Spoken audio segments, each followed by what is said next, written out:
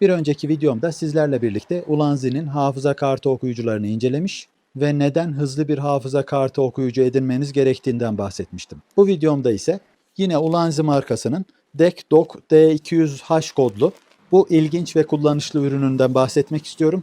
Bu ürün hem editörlerin, hem oyuncuların, hem içerik üreticilerin ve hatta normal bilgisayar kullanıcılarının bile iş akışlarını kesinlikle hızlandıracak, çok kullanışlı ve ilginç bir ürün. Şimdi dilerseniz bunun da birlikte kutu açılışını yapalım ve ürünü inceleyelim. Her üründe olduğu gibi bunun da bir jelatini var ve bu üründe de Instagram'dan paylaş kazan gibi bir şeyi sunmuşlar bizlere.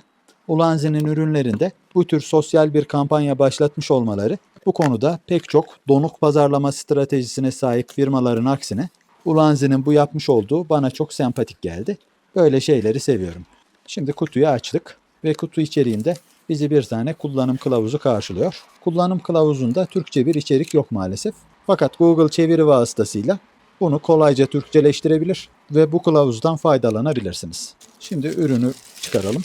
Arkadaşlar bu ürün üzerindeki tuşlara özel görevler atayabileceğiniz ve simgelerle bu tuşları özelleştirebileceğiniz, iş akışınızı hızlandıracak ve masanızda çok güzel bir görünüşe sahip olacak çok tatlı bir ürün.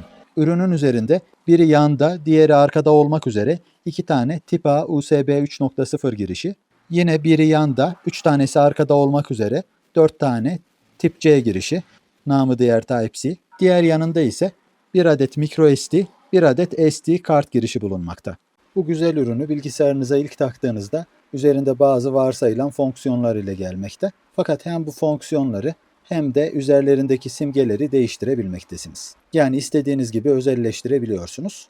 Bu sayede bu ürüne bir oyun oynarken ya da bir program kullanırken sıklıkla kullandığınız makroları atayabilir, işlerinizi pratikleştirebilirsiniz. Tabii ki ürünle birlikte kullanabilmemiz için hem Tip C hem de Tip A girişini destekleyen USB 3.0 destekli bilgisayarınıza bağlayıp kullanabileceğiniz böyle bir kablo da gönderilmiş. Bu da güzel bir detay. Çünkü her anakartta Tip C girişi olmayabiliyor. Eğer ki anakartınızda Tip C değil de Tip A girişi bir 3.1 ya da 3.0 desteği var ise bu kablo vasıtasıyla kullanabilirsiniz. İlaveten cihaz üzerindeki çıkışlar vasıtasıyla 100 Watt'a kadar Power Delivery güç çıkışını da destekliyor. Benim klavyemin hemen yanına konumlandırıp sürekli kullanmayı tercih ettiğim bu ürünü bilgisayarınıza kurabileceğiniz Ulanzi Studio uygulaması üzerinden kullandığınız bütün programlara göre özelleştirebilmektesiniz. Örneğin şu anda ekranımda görmüş olduğunuz bu kurulumu ben Google Chrome tarayıcıya atadım. Google Chrome'u açar açmaz buradaki simgeler elimin altına gelmekteler.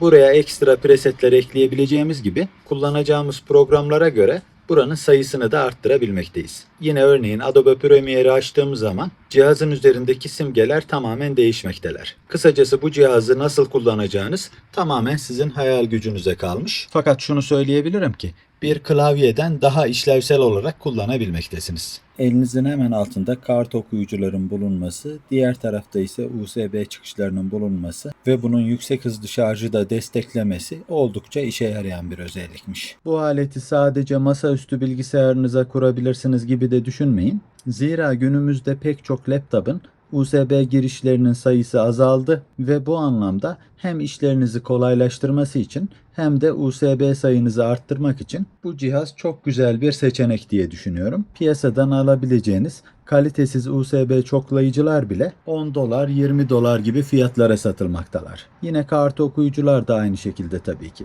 Tüm bunlara ilaveten benim gözlemlediğim kadarıyla bu cihaz rakiplerine göre daha ucuza satılmakta. Bana sorarsanız zam gelmeden kaçırmayın, alın bir tane. Verdiğiniz her kuruşa değecektir diye düşünüyorum. Ben ürünü inceleyip geri göndermek için istemiştim. Fakat işlerimi o kadar kolaylaştırdı ki, o kadar çok işime yaradı ki bunu ben de satın almayı düşünüyorum. Bunu kullanmaya başlayıncaya kadar bu kadar ihtiyacım olabileceğini düşünmemiştim. Bir de ilaveten şunu fark ettim ki bunun rakiplerinde genellikle kart okuyucu falan yok maalesef. O anlamda da bu cihaz daha fonksiyonlu ve yetenekli bir cihaz. İlk kurulumda makrolar atamak ve onlara özel görseller oluşturmak için biraz uğraşabilirsiniz belki. Fakat sonra vazgeçemeyeceksiniz.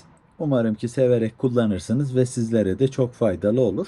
Kullandıkça da bana dua edersiniz. İzlediğiniz için teşekkür ederim. Allah'a emanet olun.